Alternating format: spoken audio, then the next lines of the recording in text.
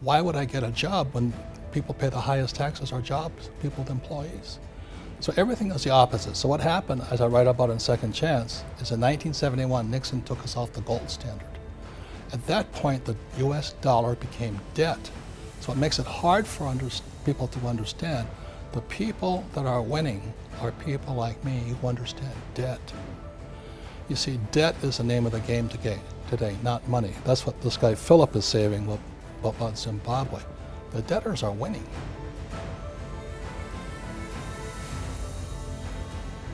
You know, if you want to stay small, be the smartest guy on the block. And that's why most accountants, most attorneys, most doctors never get rich. It's because they're too narrow. Whereas I flunked out of high school twice because I can't write. It's irony that I'm a writer today. But the reason I'm pretty good is because in the military, we're taught to be generalists, not specialists. So when I sit down with my team, I have accountants, I have attorneys, I have media guys, I have IT guys, I have graphic designers and all this. So I operate as a team since I don't know anything. So in actuality, being a great entrepreneur means I could be the laziest guy and I can know the least. But I have to have a very smart team with just a ring finger around me. So because I was never smart, I had respect for people who are smart. And a lot of times I meet A students and they think they're the smartest guys on planet Earth. And that lack of respect is what keeps them small. It's not the way an entrepreneur really works. It's corporate. It's school system. You know, you got to beat out for the grades. You got to have the best grades. I don't have to be the best, but I have to hang out with the best. Throughout your life, there's going to be people who flat out don't believe in you. And that's when it's going to come down to you to trust in yourself. You're going to want to be so focused and so confident in yourself that you can trust yourself to go out and accomplish anything without needing anybody's help. And you're just going to want to focus and work on yourself as much as you possibly can. Whether that means you have to wake up early to get some meditation in, or read a self-help book or anything like that, so that you can truly know that you're capable of doing unknown things. You want to be so sure of yourself that you think that you can do just about anything that anybody tells you you can do. And if somebody says you can't do it, you will motivate yourself to believe that you can do it, because you know that you're going to work hard enough to make it happen, that you believe in yourself, and you know that you will find a way to make it work. You might not at first, but you're going to figure out a way to get to whatever that person needs, because you're that focused and you know yourself so well that you can navigate any problem or any situation that you could possibly think of, because you believe in whatever you do is the right thing to do and the best thing to do. So that next time people say they don't believe in you or they don't trust in you to get it done, you can tell them that you do, and that's all that matters. You are the only person who needs to believe in yourself, because that's how you get stuff done, by your own hand. I have a friend who absolutely loves her Toyota Prius, you know? And I may be Japanese, but I don't look good in Toyotas, you know? I look better in Ferraris. So this is what we're getting at here. You see, it's your values, right? So when you read Rich Dad, Poor Dad, now you're struggling with Stanley's book about the millionaire next door. And how you became a millionaire was interested.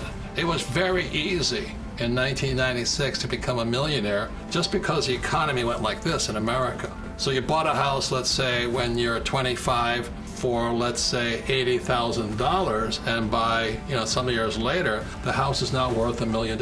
And that's how you became rich. You were getting rich by being frugal and riding the U.S. economy up, investing in the stock market. It went up. But the problem is today, it's not going this way, it's going this way. So Absolutely. That's why The Millionaire Next Door is still a good book, but you may be going this way. The point is, what's inside of you? Are you happy with a Toyota Prius? Knock yourself out. I'm not. Okay, if you understand that point of it. Like, I've always had nice cars because I like nice cars. One of the more important lessons my rich dad taught me, he said there was 4 types of people in the world of business or money, whatever he said. And this here are the 4 different types of people, and he called this the cash flow quadrant. So E stands for employee, S stands for self-employed, B stands for big business, 500 employees or more, and I stands for investor. Now the distinction here is this, is that each of these are 4 different types of people. They have 4 different tax laws for all 4 different types of people, and this is throughout the world. But it was my poor dad who always said to me, son, go to school so you can get a job. So my poor dad wanted me to be an employee like him. And there's nothing wrong with that and all this, except the tax laws are the worst for employees. It was my rich dad who advised me to become an entrepreneur or a big business owner like Bill Gates or Steve Jobs, and he wanted me to become an investor. So he started me playing the game of Monopoly.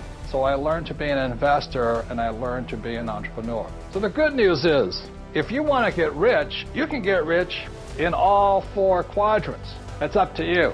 Well, there's always 3 sides to a coin, heads, tails, and the edge. So which side of the coin are you on? From my side, it's fair. But this is the difference. Everybody can do the same thing I do because the tax laws are for everybody if you have the right financial education. And the reason I'm an advocate of financial education, without that education, you have to pay taxes. You see, very few people will buy what I do, make $1 million and pay 0 tax. McDonald's is in the real estate business, so they sell hamburgers, but they buy real estate, so they pay no taxes. This guy Bezos, he's $16 billion. Well, it's not risky. To me, what's risky is having a job and paying taxes.